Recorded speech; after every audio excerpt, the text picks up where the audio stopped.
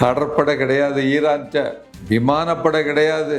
இப்படி இல்லாத ஒரு நாடு ஒரு ஆண்டுக்கு $1 டிரில்லியன் ராணுவ பட்ஜெட்டை போடக்கூடிய உலக வல்லரசான அமெரிக்காவினுடைய ஏட்டன் விமானத்தை அவர்கள் சுட்டு வீழ்த்திருக்கிறார். 2000 கிலோமீட்டர் வரைக்கும் தான் ஈரானிடம் தாக்கக்கூடிய ஏவுகணைகள் இருக்கிறது என்று அமெரிக்க உளவு ஸ்தாபனங்கள், இஸ்ரேல் உளவு ஸ்தாபனங்கள் மற்றும் எல்லா நாடுகளும் நம்பிக்கொண்டிருந்தார்கள். அவர்களை ஈரான் இப்படி நம்ப வைப்பதற்கு அனுமதித்து விட்டது. சரி போ, நினைச்சிட்டு போ அப்படின்ட்டு. ஆனா இப்போதைக்கு திடீர்னு 4000 கிலோமீட்டர் போய் அடிச்சிருக்காங்கன்னு சொன்னா எல்லாம் பதவதைச்சிட்டாங்க. என்ன செய்யறதுன்னு தெரியாத ஒரு நிலைமையில ஒரு பெரிய நடுக்கம் ஏற்பட்டிருக்கிறது. அப்போ இதுல என்ன ஒரு முக்கியம்னு சொன்னா, இது மேற்கத்திய உளவுத்துறையினுடைய ஒரு மிகப்பெரிய ஒரு தோல்வியாக இதை நாம் பார்க்க வேண்டியிருக்கிறது.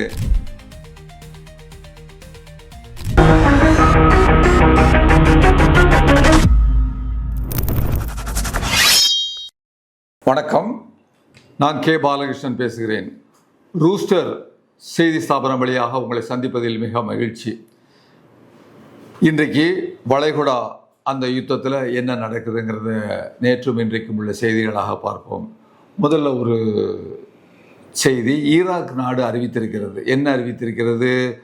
அதாவது வாஷிங்டனையும் இஸ்ரேலையும் அதனுடைய கொடுங்கோல் தன்மையுள்ள அந்த தாக்குதலை எதிர்த்து நாங்களும் ஈரானுடன் சேர்ந்து அமெரிக்காவுக்கும் இஸ்ரேலுக்கும் எதிரான போரில் இறங்குவோம் என்ற அறிவிப்பை ஈராக் அறிவித்திருக்கிறது. எந்த ஈராக்?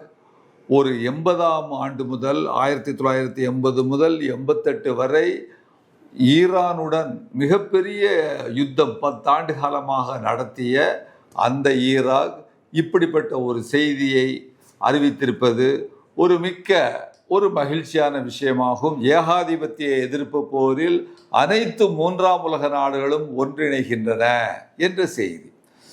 அடுத்தது இன்னொரு செய்தி பார்த்தீங்கன்னு சொன்னால், ரஷ்யா சமீபத்தில் ஒரு 400 குரூஸ் ஏவுகணைகள், அந்த ஏவுகணைகளை ஈரானுக்கு அனுப்பியுள்ளதாக செய்தி வந்துள்ளது. 400 ஏவுகணை. அந்த ஏவுகணையை அனுப்புறதுனால ஈரானுக்கு என்ன ஒரு பெரிய மாற்றம் நடக்கும் அப்படின்னு சொன்னால், இந்த குரூஸ் மிசில் குறைந்த உயரத்திலே பறக்கக்கூடியது, 100 மீட்டருக்கு கீழே பறக்கக்கூடியது. எனவே இதை ரேடார் மூலமாக கண்டுபிடிப்பது கஷ்டம். அது மட்டும் இல்லாமல் இது ரொம்ப துல்லியமாக மீட்டர் கணக்கில் தாக்கக்கூடியது. எனவே இலக்குகளை, இராணுவ இலக்குகளை, அதாவது ஒரு பெரிய பதுங்கு குழி இருக்குன்னு சொன்னால் அதனுடைய வாயிலை கூட தாக்கக்கூடிய தன்மை உள்ளது. இவற்றினுடைய வரம்பு 2500 கிலோமீட்டரு. இப்பொழுது ஈரான்கிட்ட இருக்கிற அந்த ஏவுகணைகளை விட 4 அல்லது 6 மடங்கு இது கூடுதலான பவர்ஃபுல்லான இந்த ஏவுகணைகள். அதை ரஷ்யா கொடுத்துருக்கிறது. இப்போ எப்படின்னு சொன்னால், இது எப்படி வந்ததுன்னு நம்ம பார்க்கணும். ஒரு கனரக சரக்கு விமானங்கள் மூலமாக கடந்த 6 வாரங்களில் 17 தடவை இந்த விமானங்கள் அல்லது 17 விமானங்களில் மெஹ்ராபாத் மற்றும் இஸ்ஃபஹான் அந்த தளங்களில் இறங்கி இருக்கிறது. இதுக்கு என்ன பதிலுக்கு ரஷ்யா என்ன வாங்கியிருக்குன்னு சொன்னால், ஈரானிடமிருந்து 4000 ஷாஹிட் ட்ரோன், அதுகளுக்கு பதிலாக இந்த 400 குரூஸ் மிசிலை அனுப்பியிருக்கிறது. அப்போ 4000 ட்ரோன்ஸை யார் கொடுத்துருக்கிறா? ஈரான் ரஷ்யாவுக்கு கொடுத்துருக்கு. இவங்ககிட்டையும் கொடுக்கக்கூடிய ஆயுதம் இருக்கு பாருங்க. அதுக்கு பதிலாக அவங்ககிட்ட உள்ள அந்த பவர்ஃபுல்லான 400 ஏவுகணைகளை, குரூட் மிசிலை அனுப்பியிருக்கிறார், இவர்களுக்கு கொடுத்திருக்கிறார்கள் என்ற செய்தியையும் நாம் பார்க்கிறோம். அப்புறம் இன்னொரு செய்தி வருங்க.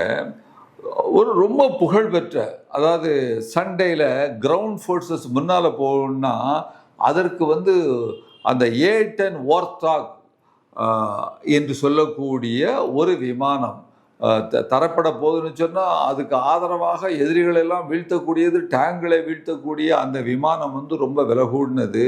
அந்த விமானத்தை அந்த ஹோர்முஸ் நீர் இணைய பக்கத்தில் வரும் பொழுது இங்கே வந்து ஈரான் படையினர் வந்து அதை வந்து சுட்டு வீழ்த்திருக்கின்றனர். அதை எப்படி பார்த்தீங்கன்னா, கடற்படை கிடையாது, ஈரான்கிட்ட விமானப்படை கிடையாது. இப்படி இல்லாத ஒரு நாடு ஒரு ஆண்டுக்கு $1 ட்ரில்லியன் இராணுவ பட்ஜெட்டை போடக்கூடிய உலக வல்லரசான அமெரிக்காவினுடைய அந்த ஓர்த்ராக் அப்படின்னு சொல்லக்கூடிய அந்த விமானத்தை அவர்கள் ஏட்டன் விமானத்தை அவர்கள் சுட்டு வீழ்த்திருக்கிறார் என்ற செய்தி வந்து ஒரு நல்ல செய்தியாக நமக்கு தெரிகிறது.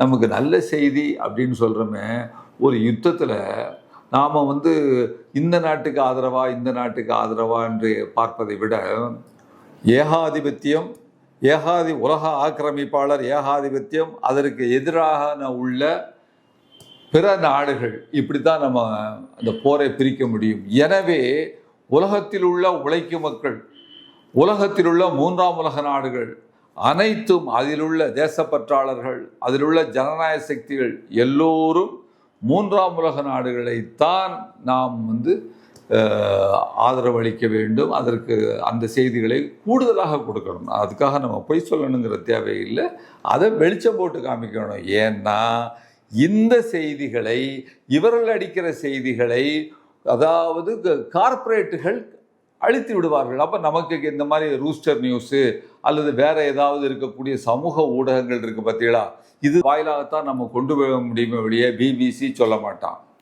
நீங்கள் CNN சொல்ல மாட்டான், ஃபாக்ஸ் நியூஸ் சொல்ல மாட்டான்.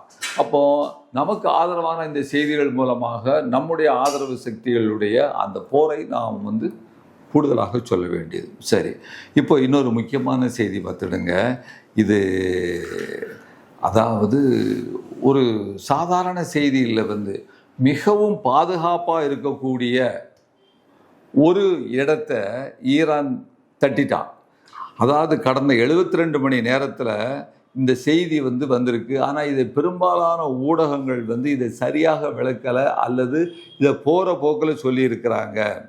இந்த சம்பவம், இந்த நிகழ்ச்சி அந்த போரிலேயே ஒரு பெரிய அளவிற்கு ஒரு மாற்றத்தை கொண்டு வரக்கூடிய அளவிற்கான ஒரு முக்கியமான ஒரு செய்தியாக நாம் இதை பார்க்கிறோம். என்னன்னு கேட்டிங்கன்னா, மொசாத்துடைய தலைமையகம், ஈரானுடைய மொசாத் யாரு? இஸ்ரேலுடைய உளவு ஸ்தாபனம். அது எப்படிப்பட்ட அந்த உளவு ஸ்தாபனம்? உலகத்தில் வேண்டாத நாடுகளை, எதிரி நாடுகளுடைய சயின்டிஸ்டுகளை கொல்றது, தலைவர்களை கொல்லக்கூடியது, அணு விஞ்ஞானிகளை கொல்லக்கூடியது, பல்வேறு தங்களுக்கு ஆதரவான அரசியல்வாதிகளை, ஆட்சியாளர்களை கொண்டு வருவதற்கு சிஐஏவுடன் சேர்ந்து சதி செய்யக்கூடிய அந்த மொசாத், அதனுடைய தலைமையகத்தின் மீது ஈரான் பெரிய தாக்குதலை நடத்தியிருக்கிறது. அதுதான் இஸ்ரேலுடைய உளவுத்துறையினுடைய நரம்பு மையமாக இருக்கிறது. ஏன் இது இவ்வளவு முக்கியம்னு சொன்னால், இஸ்ரேலுடைய வான் பாதுகாப்பு அமைப்பான ஏரோ அப்படின்னு சொல்லுவாங்க, அது டிஃபென்ஸ் வெளியிருந்து வந்ததுன்னா அது அடிக்கக்கூடியது, அது பாலிஸ்டிக் மிசைல்கள் வரக்கூடியது, இது எல்லாமே வந்து அடித்து வீழ்த்தக்கூடிய பாதுகாப்பு மையத்தை அமைப்புகளை வைத்திருக்கக்கூடியது அந்த அதற்கு மொசாத்துக்கு பாதுகாப்பாக இருக்கிறது. ஆனால் இப்படிப்பட்ட இவ்வளவு பாதுகாப்புக்கும் மீறி அங்கே வந்து அதை வந்து அடிச்சிருக்காங்கன்னா, எப்படிப்பட்ட ராக்கெட்டால், ஏவுகணையால் அடிச்சிருக்காங்கன்னா, இதுவரை அமெரிக்கா பட்டியலிடாத ஒரு புதிய வகை ஏவுகணை. ஆனால் இப்படிப்பட்ட ஒரு ஏவுகணை என்ன இருக்கிறது என்பதை அவர்களுக்கு தெரியாது. அப்படிப்பட்ட ஒரு புது வகை ஏவுகணை மூலமாக அவர்கள் ஈரான் அடித்திருக்கிறது என்று சொல்லும் பொழுது, இன்றைக்கு மிகப்பெரிய ஒரு உளவியல் ரீதியாக இஸ்ரேலுக்கும் இன்றைக்கு அமெரிக்காவுக்கும் இது மிகப்பெரிய அடியை கொடுத்திருக்கிறது என்ற செய்தியை நாம் பார்க்கிறோம். அதற்கு அடுத்த ஒரு செய்தி, முக்கியமான செய்தி, குவைத்தில் உள்ள ஒரு மினா அல் அஹ்மதி அப்படிங்கிற சுத்திகரிப்பு நிலையம், கச்சா எண்ணெய் சுத்திகரிப்புடைய நிலையம், அது உலகத்தில் உள்ள மிகப்பெரிய சுத்திகரிப்பு நிலையங்களில் அது முக்கியமான நிலையமாக இருக்கிறது. அது மேலே ட்ரோன் தாக்குதல் பண்ணியிருக்கு ஈரான். அப்போது இது வந்து சாதாரண தாக்குதல் இல்லை, அதை வந்து கிட்டத்தட்ட அழிக்கிற மாதிரியே தாக்குதல் பண்ணியிருக்கு. ஆனால் அது எரிஞ்சுக்கிட்டு இருக்கு. அதற்கு முன்னால் ட்ரம்ப் என்ன சொன்னார் தெரியுமா? அதுதான் இங்கே வேடிக்கையான விஷயம். நான் அதாவது இன்னும் ஈரானை அழிக்க துவங்கவில்லை, அடுத்து பாலங்கள், மின் நிலையங்கள் எல்லாத்தையும் நான் அழித்து விடுவேன் அப்படின்னு சொல்லக்கூடிய ஒரு செய்தியை அவர்கள் ட்ரம்ப் அறிவித்திருக்கிறாரு. ஆனால் உண்மையான ஆபத்து என்னன்னா, இவர் சொன்னதுக்கு அப்புறம் இனிமே தான் ஆரம்பிக்குது. என்ன ஆபத்துன்னா, வளைகுடா நாடுகளில் குடிநீர் 90% தண்ணி கிடையாது. கடல் நீரைத்தான் தண்ணி ஆக்கணும், குடிநீர் ஆக்கணும். அப்படிப்பட்ட ஆக்குவதற்காக அங்கே என்ன தேவை? மின்சாரம், பவர் தேவை. அந்த பவர் நிலையங்களை இன்னும் ஈரான் அடிக்கலை. ஆனால் ட்ரம்ப் என்ன சொல்லியிருக்கிறாரு? நான் ஈரானில் உள்ள பவர் ஸ்டேஷன்களெல்லாம் அடிச்சிருவேன்னு சொல்லியிருக்கிறாரு. அப்போ ஈரான் என்னன்னா, எண்ணெய் சுத்திகரிப்பு நிலையத்தை அடித்திருக்கிறது, இன்னும் பவரை தொடலை. இன்னும் பவரை தொட்டு விட்டார்கள் என்று சொன்னால் தண்ணீர் அங்கே இருக்காது. வளைகுடா நாடுகளில் தண்ணீர் கிடைக்காது, வெறும் பாலைவனமாகி போய்விடும். அவர்கள் நாடுகளை காலி பண்ணிவிட்டு வேற இடங்களுக்கு போகணும். உடனேலாம் அங்கே இதெல்லாம் பவர் ஸ்டேஷனை வச்சு இதெல்லாம் செய்ய முடியாது. அப்போது இன்றைக்கு போரில் 36வது நாள் நடந்துகிட்டு இருக்கு. இதில் இந்த ட்ரம்ப்புடைய பேச்சு ஒவ்வொன்றும் இன்றைக்கு பெரிய அடுத்த கட்டத்திற்கு குறைப்பதற்கு பதிலாக ஒரு என்ன சொல்கிறது, அதில் கூட ஒரு செய்தியை நான் பார்த்தேன். ஒரு ஜனநாயக ரீதியான ஒரு தலைவர் சொல்கிறாரு, ஈரானால் ட்ரம்ப்பினுடைய மென்டல் பேலன்ஸு தவறிவிட்டது. 9 மணிக்கு உன்னை பேசுகிறாரு, நான் ஈரானோடு பேச்சுவார்த்தை நடத்துவேன், போரை நிறுத்த போகிறேன்னு 10 மணிக்கு தொடர்ந்து அடிப்பேன்னு சொல்லக்கூடிய வகையில் அவர் இன்றைக்கு சொல்லக்கூடிய இந்த போரை அதிகப்படியாக கொண்டு சென்று கொண்டிருக்கிறார். ஆனால் வளைகுடாவில் உள்ள மக்கள் பெரிய அளவிற்கு பாதிக்கப்பட போகிறார்கள். அதில் ஒரு பகுதியாக தான் நாம் இப்போ ஒரு விஷயத்தை பார்க்குறோம். குவைத்தில் உள்ள அந்த எண்ணெய் சுத்திகரிப்பு ஆலை எரிஞ்சு கொண்டிருக்கிறது. சரி, அடுத்தது இன்னொரு முக்கியமான செய்தி என்னன்னு கேட்டிங்கன்னா, டீகோ கார்ஷியாவில் அது எங்கே இருக்குதுன்னு கேட்டிங்கன்னா, இந்திய பெருங்கடலில் இருக்குது. இந்திய பெருங்கடலில் உள்ள டீகோ கார்ஷியா தீவை ஈரான் தாக்கியுள்ளது. அந்த தீவை அமெரிக்கா மற்றும் பிரிட்டன், இந்த 2 நாடுகளுடைய மிக முக்கியமான, அதாவது பிரிட்டனுடைய அந்த தீவு, அதில் அமெரிக்காவும் இராணுவ தளங்களை வைத்திருக்கிறது. அந்த இடத்திலிருந்து தான் என்ன நடக்குது, B-2 ஸ்டெல்த் விமானம் மூலமாக ஈரானில் போய் குண்டு போட்டு கொண்டு வரக்கூடிய ஒரு செய்தியை நாம் பார்க்கிறோம் டீகோ கார்ஷியாவில். இப்போ என்ன நடந்திருக்குன்னு கேட்டிங்கன்னா, இந்த இடத்துல டீகோ கார்ஷியா மீது இன்று கிடைத்திருக்கிற செய்தி, ஈரான் ஏவுகணை மூலமாக தாக்குதல் நடத்தியிருக்கிறது என்ற செய்தி கிடைத்திருக்கிறது.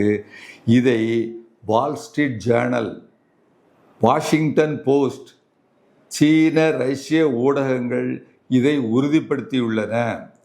அதாவது அது எந்த அளவுக்கு கட்டடங்களை போய் அடித்தது என்பது முக்கியமல்ல, அது விமான ஓடுதளத்திலேயே விழுந்து வெடிச்சுதாங்கிறது முக்கியமில்லை. ஆனால் 4000 கிலோமீட்டர் தள்ளி உள்ள அந்த இடத்தை போய் தொட்டுட்டு பார்த்தீங்களா, அடிச்சுட்டு பார்த்தீங்களா, இங்கேயே ஈரான் ஜெயிச்சிட்டுன்னு நம்ம சொல்கிறோம். அப்போது ஆனால் 2000 கிலோமீட்டர் வரைக்கும்தான் ஈரானிடம் தாக்கக்கூடிய ஏவுகணைகள் இருக்கிறது என்று அமெரிக்க உளவு ஸ்தாபனங்கள், இஸ்ரேல் உளவு ஸ்தாபனங்கள் மற்றும் எல்லாரும் நம்பிக்கொண்டிருந்தார்கள். அவர்களை ஈரான் இப்படி நம்ப வைப்பதற்கு அனுமதித்து விட்டது. சரி போ, நினச்சிட்டு போ அப்படின்ட்டு. ஆனால் இப்போதைக்கு திடீர்னு 4000 கிலோமீட்டர் போய் அடிச்சிருக்காங்கன்னு சொன்னால் எல்லாம் பதச்சிட்டாங்க. என்ன செய்கிறதுன்னு தெரியாத நிலைமையில் ஒரு பெரிய நடுக்கம் ஏற்பட்டிருக்கிறது. அப்போது இதில் என்ன ஒரு முக்கியம்னு சொன்னால், இது மேற்கத்திய உளவுத்துறையினுடைய ஒரு மிகப்பெரிய ஒரு தோல்வியாக இதை நாம் பார்க்க வேண்டியிருக்கிறது. அப்புறம் இதை விட இன்னொரு முக்கியமான செய்தி என்னென்னா, இது ஒன்று மட்டுமா இருக்கும்? இதுபோல் இன்னும் எத்தனை விஷயங்கள் நமக்கு தெரியாம இருக்குதோ, ஈரான் மறைச்சு வச்சிருக்கோ தெரியலையேன்னு சொல்லிட்டு அதை எக்ஸ்டெண்ட் பண்ணி பார்க்குறாங்க. அந்த சிந்தனையை எக்ஸ்டெண்ட் பண்ணி பார்க்கும் பொழுது இன்னும் அமெரிக்கா கலக்கமடையக்கூடிய ஒரு செய்தியை நாம் பார்க்கிறோம். அப்புறம் இன்னொரு முக்கியமான செய்தி வந்து சீனாவுடைய ஒரு எண்ணெய் கப்பல், அந்த எண்ணெய் கப்பல் வந்து ஹோர்முஸை கடக்குது. அந்த ஹோர்முஸை கடந்து சென்று அதை போகும் பொழுது அந்த நீரிணையை ஈரான் நாட்டுக்கு நன்றி செலுத்தக்கூடிய வகையில் அது போகும் பொழுது அதனுடைய அந்த ஒலி எழுப்பி 2-3 தடவை நல்ல வலுவாக அந்த ஒலி எழுப்பி ஈரானுக்கு நன்றி செலுத்தக்கூடிய வகையில் ஒலியை எழுப்புகிறது. அது நம்ம படத்தில் பார்க்கலாம். இது ஒரு செய்தியாக இருக்கிறது. அதுபோல் இன்னொரு ஒரு மோசமான காரியத்தில் இஸ்ரேல் தொடர்ந்து ஈடுபட்டு வருது. ஏன்னா நாம் வந்து ஈரான் போரை நிறுத்த மாட்டேங்குன்னு ஒரு பக்கம் நம்ம சொல்லிகிட்டு இருக்க நேரத்தில் இதையும் நம்ம கணக்கில் எடுத்துக்கிடணும். அதாவது ஈரானில் பேச்சுவார்த்தை நடத்தக்கூடிய அந்த நெகோஷியேட் பண்ணுவாங்க இல்லையா தலைவர்கள், அவர்கள் வந்து அமெரிக்காவோடையோ அல்லது மற்ற மேற்கத்திய நாடுகளோடையோ உட்காரும்போது அந்த தலைவர்களை அழித்து கொண்டிருக்கிறது இஸ்ரேல். எதற்காக அழிக்கிறதுன்னு சொன்னால், இன்றைக்கு வந்து முன்னாள் சிஐஏ அமெரிக்காவுடைய முன்னாள் அதிகாரி ஜோ கண்ட் சொல்கிறாரு, இந்த பேச்சுவார்த்தை நடந்துட்டுன்னு சொன்னால் சமாதானமாயிரும், சமாதானம் ஆகக்கூடாது, அமெரிக்கா இந்த போரிலிருந்து பின்வாங்கக்கூடாது, அமெரிக்கா நம்ம கூட இருந்துட்டு அமெரிக்காவையும் நாம் இழுத்து விட்டு ஈரானை அடிக்கணும் அப்படிங்கிற ஒரு மோசமான கழிசடத்தனமான புத்தியில் இருந்துக்கிட்டு வந்து இன்றைக்கு இஸ்ரேல் இருக்கக்கூடிய ஒரு செய்தியை நாம் பார்க்கிறோம். அதுபோல் இன்னொரு முக்கியமான செய்தி, அடுத்த இது ஒரு மிக முக்கியம். ரஷ்யா இன்னைக்கு அறிவிச்சிருக்கு.